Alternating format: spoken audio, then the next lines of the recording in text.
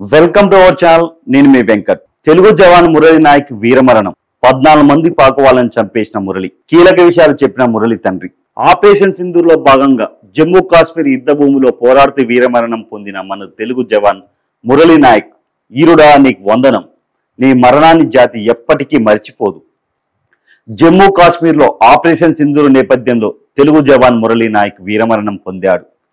సత్యసాయి జిల్లాకు చెందిన Murali line of control వద్ద శత్రువులను అడ్డుకొని ప్రాణాలు అర్పించాడు.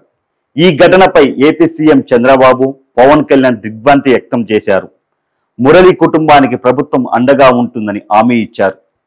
మంత్రి సబితా మురళి కుటుంబానికి 5 లక్షల చెక్కు అందజేశారు. మాజీ సీఎం జగన్ సైతం ఫోన్లో పరామర్శించారు. జమ్మూ కాశ్మీర్లో తెలుగు జవాన్ వీరమరణం పొందాడు.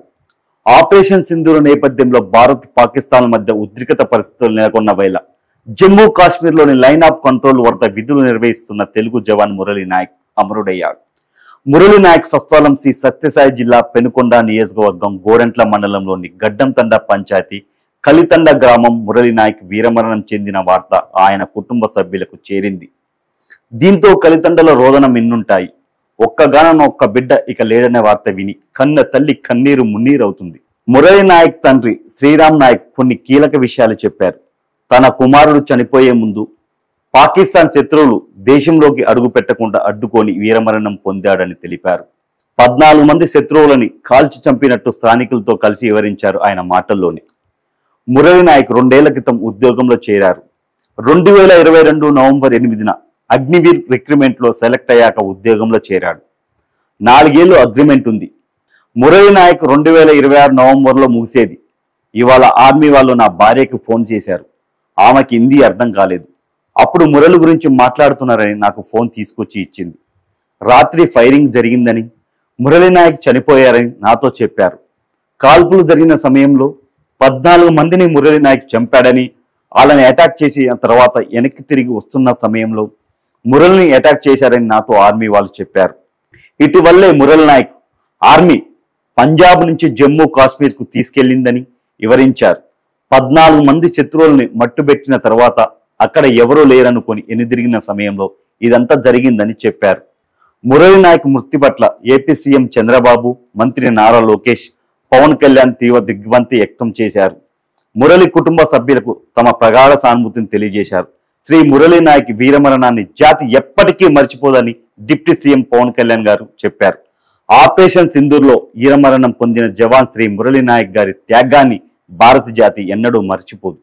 జమ్మూ కాశ్మీర్ సరిహద్దులో శత్రు ముఖాలతో పోరాడి వీరమరణం పొందిన భారత్ జవాన్ శ్రీ మురళి నాయక్ గారి ఆత్మకు శాంతి చేకూర్చాలని భగవంతుని ప్రార్థిస్తున్నాను.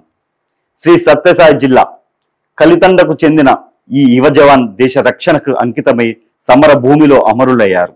ఈ ఈరుడి తల్లిదండ్రులు శ్రీమతి జ్యోతిబాయి గారికి, శ్రీ శ్రీరామ్ నాయక్ గారికి, ఇతర కుటుంబ సభ్యులకి నా ప్రగాఢ సానుభూతి తెలియజేస్తున్నాను. రాష్ట్ర ప్రభుత్వం అన్ని విధాలుగా ఆ కుటుంబానికి భరోసా ఇస్తుందని ప్రకటన విడుదల చేశారు. మురళి నాయక్ తల్లిదండ్రులను ముఖ్యమంత్రి చంద్రబాబు ఫోన్లో పరామర్శించారు. దేశ రక్షణలో పెనుకొండ నియోజకవర్గం గోరెంట మండలం కలితండకు చెందిన మురళి నాయక్ ప్రాణాలు కోల్పోవడంపై ముఖ్యమంత్రి చంద్రబాబు నాయుడు తీవ్ర విచారం వ్యక్తం చేశారు. మురళి నాయక్ తల్లిదండ్రులతో జ్యోతిబాయి, శ్రీరామ్ నాయకులతో ఫోన్లో మాట్లాడిన సీఎం వారిని పరామర్శించారు. మాతృభూమి కోసం ప్రాణాలు అర్పించిన మురళి త్యాగాన్ని దేశమంతా గుర్తుపెట్టుకుంటుందని ముఖ్యమంత్రి అన్నారు. ఈ 25 ఏళ్ల వయసులోనే దేశం కోసం అమరుడైన మురళి కుటుంబానికి రాష్ట్ర ప్రభుత్వం అండగా ఉంటుందని సీఎం తెలిపారు. ఈర జవాన్ మురళి తల్లిదండ్రులు ఆవేదన తీర్చలేనిది, అయినా ధైర్యంగా ఉండాలని ముఖ్యమంత్రి వారిని కోరారు. నిజంగా ఇది ఎంత బాధాకరం అంటే నిజంగా చాలా బాధాకరం విషయం.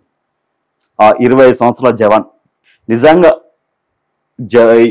ఈ ఈర జవాన్ మురళి నాయక్ ఆ ప్రాణాలు అర్పించాడు దేశం కోసం. తను వీరమరణం పొంది కూడా 14 మంది పాకిస్తాన్ వాళ్ళని అంతం చేశాడు. 14 మంది పాకిస్తాన్ వాళ్ళని అంతం చేశాడు.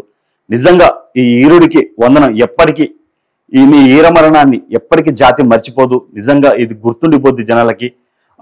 చాలా గ్రేట్. ఎందుకంటే మీకు ఇంకా 2026 వరకు మీకు సర్వీస్ ఉంది. అయినా కానీ మీరు దేశం కోసం మీరు ప్రాణాలు అర్పించారు.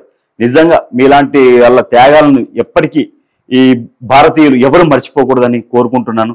నిజంగా మురళి నాయక్ గారి ఆత్మకి శాంతి చేకూర్చాలని ఆ భగవంతుని మనస్ఫూర్తిగా కోరుకుంటున్నాను.